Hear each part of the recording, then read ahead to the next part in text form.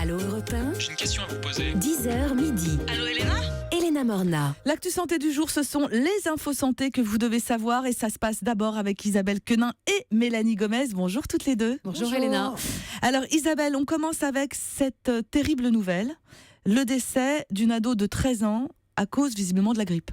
Alors, pour l'instant, on attend les conclusions définitives, mais en cause, apparemment, ce serait la grippe et ce serait un cas exceptionnel puisqu'on le sait, d'habitude, la grippe frappe les plus fragiles d'entre nous, les seniors de plus de 75 ans ou les bébés. Alors, on le sait, cette année, le virus de la grippe, le H3N2, est particulièrement contagieux. La grippe nous cloue littéralement au lit.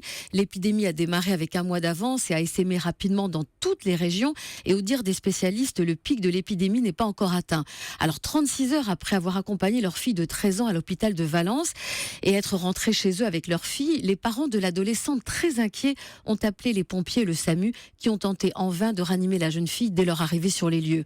Ce drame porte à 12 le nombre de décès enregistrés depuis ce week-end. Donc prudence et restons vigilants. On rappelle que pour enrayer la propagation du virus, il faut se laver les mains plusieurs fois par jour, bien sûr avec du savon, surtout en cette période de fête où poignées de main, embrassades, bisous sont de rigueur. Et puis on éternue, c'est bien ça, dans le coude, dans le coin de son coude pour éviter de transmettre ces virus. Pour éviter de projeter des gouttelettes. Alors ça c'est valable pour tous les virus de la grippe ou tous les virus respiratoires. Et puis on peut porter un masque quand on est malade soi-même. Le masque c'est pour éviter de projeter des gouttelettes. C'est pas quand on a peur d'attraper la grippe. Vous savez, on voit des gens qui se baladent avec un masque. C'est vrai qu'en Asie on les voit. Et effectivement, c'est pour ne pas contaminer les autres. Exactement. Et ça sert à rien ni pour la pollution ni quand on n'est pas malade. C'est vraiment quand on est malade. Et surtout, il est encore temps de se faire vacciner. La campagne c'est jusqu'au 31 janvier 2017. Il faut quelques jours avant d'avoir des anticorps qui vont vous protéger. Donc allez vous faire vacciner, surtout si vous êtes à risque, les plus de 65 ans, les personnes obèses, les patients insuffisants respiratoires ou insuffisants cardiaques et les femmes enceintes.